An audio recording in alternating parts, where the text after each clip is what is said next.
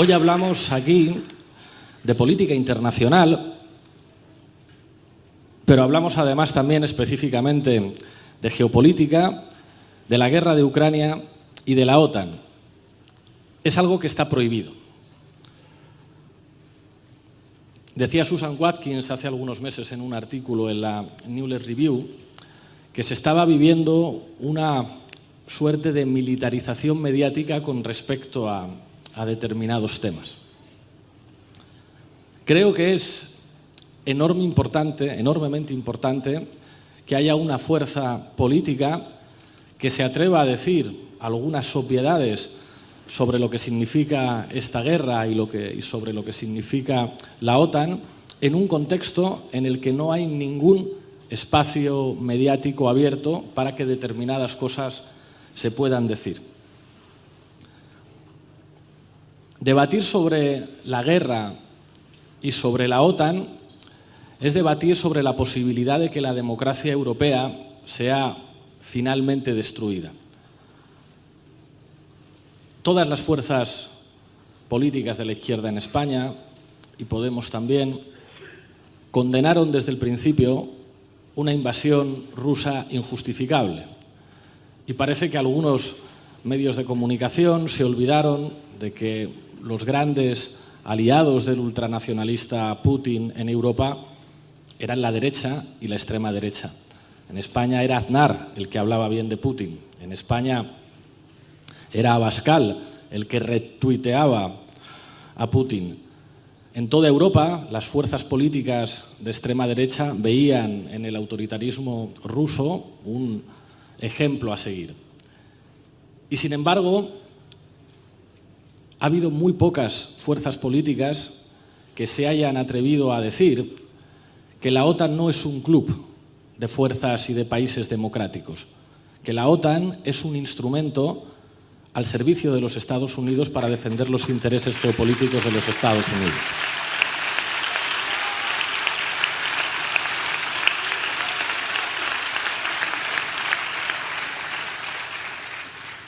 Hay quien dice ahora que Podemos antes no decía esto.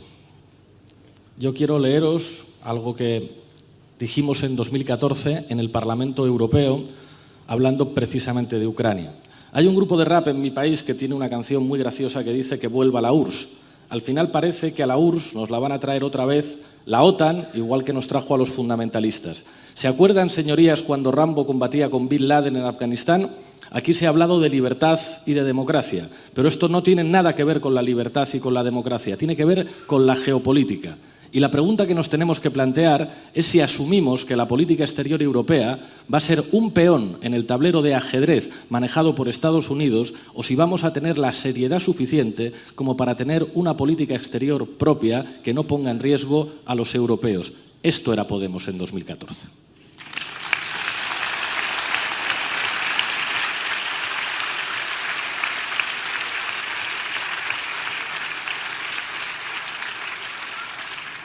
Respeto y entiendo a quien diga que hay temas incómodos que implican que los medios de comunicación te disparen de manera inmisericordia. Hay quien entiende que hablar ahora de la OTAN y de la guerra de Ucrania supone ponerse enfrente a todos los cañones mediáticos de los poderes económicos de aquí y de fuera. Y es verdad. Y puede sonar incluso como un planteamiento sensato a quien dice no vamos a poder convencer a la población de nuestro país de un análisis tan sofisticado y tan complejo que explique que las relaciones internacionales no es un problema de buenos y malos y que en realidad la democracia tiene un papel bastante limitado a la hora de entender la manera en la que operan y la manera en la que actúan los actores geopolíticos. Yo tengo la sensación de que todo el mundo entiende las cosas cuando se explican y sobre todo cuando se explica la verdad. Pero hay un elemento ulterior a esto. La guerra se está convirtiendo en un mecanismo de disciplinamiento que amenaza las propias bases constitutivas de los sistemas democráticos europeos. Y pondré dos ejemplos muy evidentes. En el año 2014, Podemos hizo muy explícito su apoyo a una formación hermana de Grecia, a Syriza. ¿Recordáis cómo recibieron las instituciones europeas a Syriza? ¿Recordáis la tenaza de los poderes económicos y políticos europeos para hacer fracasar el programa con el que Syriza ganó las elecciones? Comparadlo ahora con la forma en la que ha sido recibida Giorgia Meloni, no solamente por las instituciones europeas, sino también por nuestro presidente, un presidente socialdemócrata. ¿Qué quiere decir eso? ¿Qué quiere decir que Mario Draghi aplauda a una primera ministra fascista? ¿Qué es lo que quiere decir que Pedro Sánchez alabe la sintonía, incluso en lo que se refiere a política contra la migración, del gobierno fascista italiano? Quiere decir que en Europa se está produciendo un giro hacia la derecha básicamente dominado por los planteamientos políticos de la OTAN. El problema de eso es que la primera víctima de ese proceso puede ser la democracia. Elogiar a Giorgia Meloni una semana antes de que declare el estado de emergencia para dar poderes especiales a las fuerzas de seguridad para actuar contra personas cuyo único delito es haber tratado de huir de la miseria y de la pobreza, es el comienzo del fin de la democracia europea.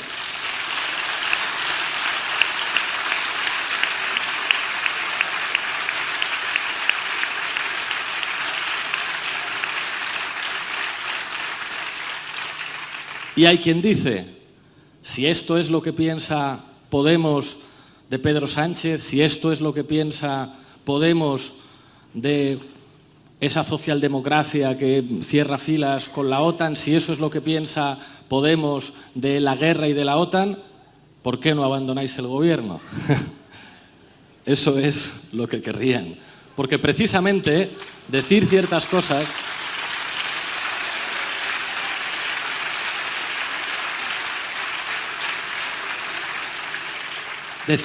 cosas solamente adquieren valor cuando se dicen desde dentro del gobierno.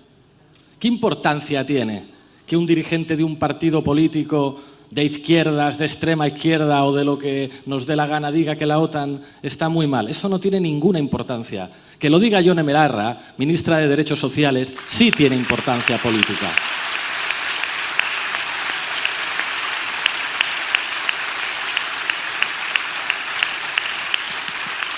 Eso sí es un mensaje, que una ministra de un gobierno de la Unión Europea diga los intereses europeos los tenemos que defender los europeos y no una organización al servicio de los Estados Unidos. Y que lo diga alguien que tiene la capacidad de negociación suficiente para al día siguiente de decir esto presentar un acuerdo para la ley de vivienda. En política, la importancia de las cosas que se dicen tienen que ver con el lugar desde el que se dice. Y creo que Podemos ha sido un ejemplo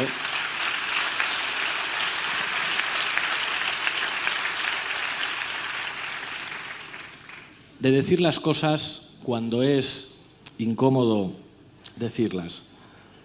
Precisamente por eso, y por eso termino, volvemos a vivir algo que ya hemos vivido en los últimos años muchas veces y que inevitablemente genera un desgaste, y es como el enésimo intento de matar a Podemos y de conseguir que Podemos no exista.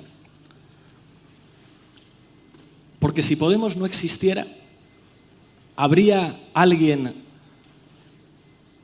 con capacidad de construir un discurso que lleve a mucha gente que pudiera estar diciendo lo que Podemos dice de Europa, lo que Podemos dice de la OTAN, lo que Podemos dice de los capitalistas despiadados, lo que Podemos dice de Ferrovial, lo que Podemos dice de Juan Roig, lo que Podemos dice de Ana Rosa Quintana?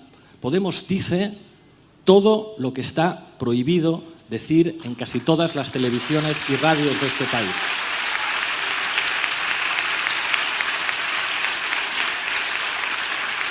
¿No os habéis dado cuenta de que prácticamente no queda ni un solo tertuliano en las televisiones públicas y privadas que hable mal de la OTAN? ¿No os dais cuenta que hay un pacto corrupto en el que dice estamos dispuestos a tener izquierda aquí en este plató, pero solo a la izquierda que cierre filas con la OTAN. Es tan evidente. Si tú quieres seguir en esta tertulia, si tú quieres seguir teniendo una voz que llegue a mucha gente, estas son las reglas que tienes que cumplir. Tú no puedes decir quién es Ferreras, tú no puedes decir para quién trabaja Ana Rosa, tú no puedes decir para quién trabaja Vicente Vallés.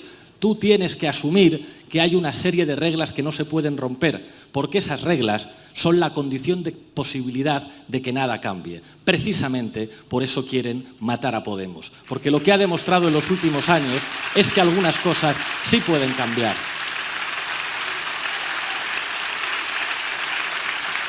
Que es posible, que es perfectamente posible que haya una ministra que critique a la OTAN y que consiga la mejor ley de vivienda de la historia de nuestro país. Que es posible.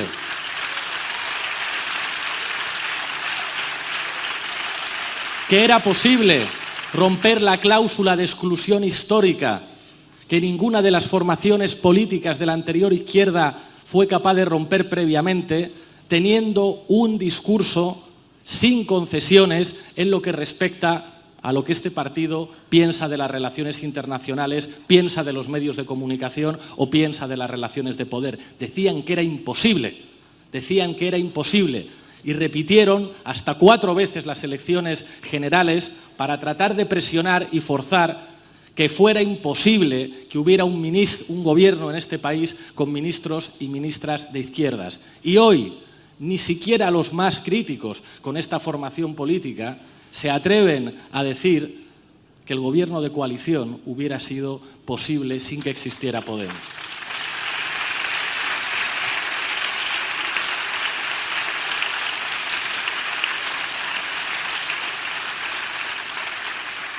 Yo sé que hay mucha gente, muchos militantes muy dolidos y muy ofendidos, pero creo que esta formación política tiene que seguir defendiendo uno de sus elementos de identidad más importante, la defensa de la unidad. No siempre es sencillo, no siempre es fácil. Cuando te insultan, cuando te menosprecian, cuando todos los cañones mediáticos del poder construyen un relato ofensivo, yo entiendo la sensación de muchos compañeros y compañeras que exijan ese respeto. Pero al mismo tiempo creo que esta formación política tiene que tener altura de miras y demostrar que caminar juntos es condición de posibilidad de que cambien las cosas. Cuando la portada de un periódico y las portadas de diferentes medios de comunicación invitan a esa ruptura, están señalando básicamente el camino que les gustaría que se recorriese.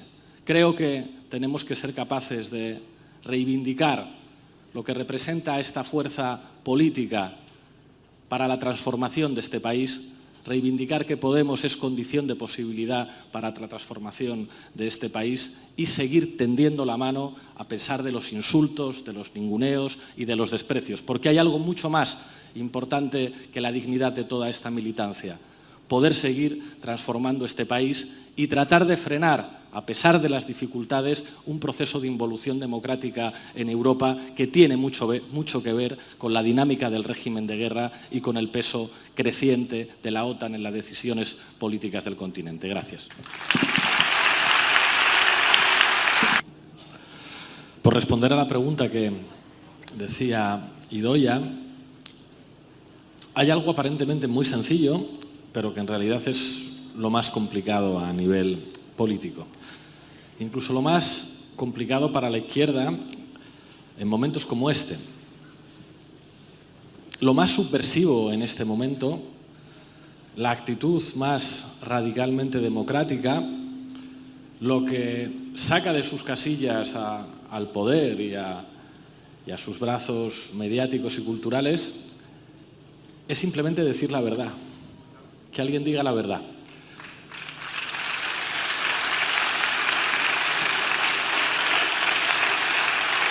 Os voy a leer, para concluir, unos párrafos a propósito de esto de Susan Watkins en la New Left Review.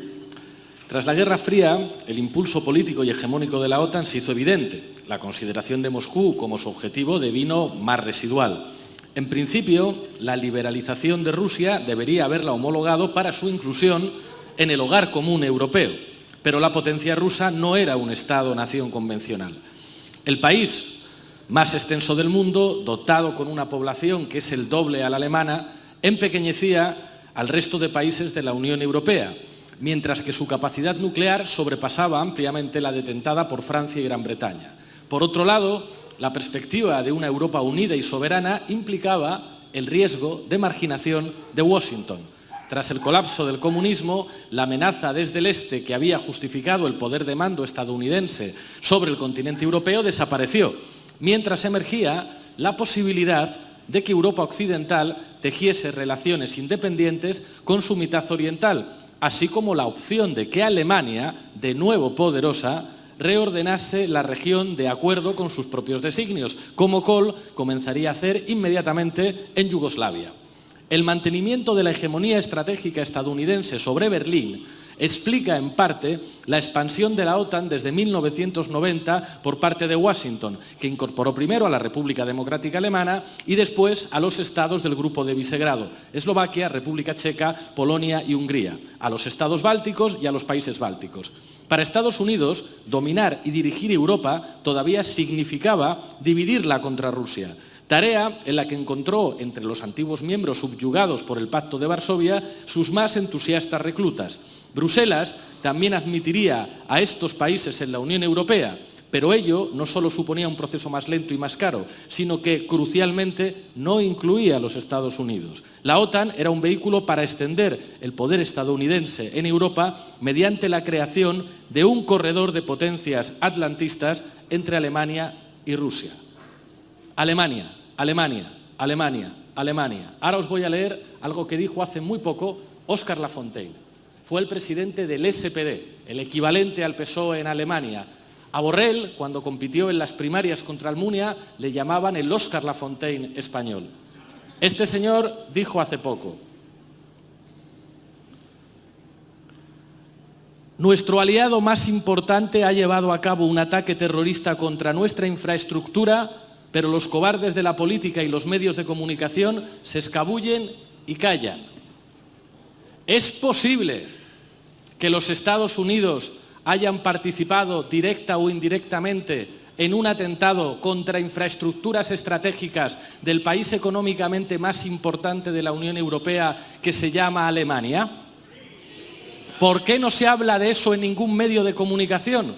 ¿Por qué no hay ninguna tertulia en la que se discuta de la posibilidad de que nuestro aliado haya podido participar en un atentado contra infraestructuras estratégicas de Alemania, que implicarían básicamente que los alemanes ahora le tienen que comprar el gas a Estados Unidos al triple de precio, y que la subordinación en términos de política energética del principal motor económico de la Unión, cuyo principal socio comercial es China, todavía dependa de los Estados Unidos? Simplemente sugerir la verdad es lo más subversivo que se puede hacer para defender la democracia en Europa.